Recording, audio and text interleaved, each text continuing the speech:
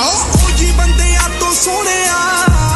ਕਹਿੰਦੇ ਮੌਤ ਤੋਂ ਹਸੀਨ ਕੋਈ ਨਾ ਕਦੋਂ ਕਿੱਥੇ ਧੋਖਾ ਦੇ ਜਾਵੇ ਸਾਰੀ ਲਾਈਫ ਤੇ ਯਕੀਨ ਕੋਈ ਨਾ ਕਿਸਮਤ ਦੀ ਤੇਜ ਮਿੱਠੀ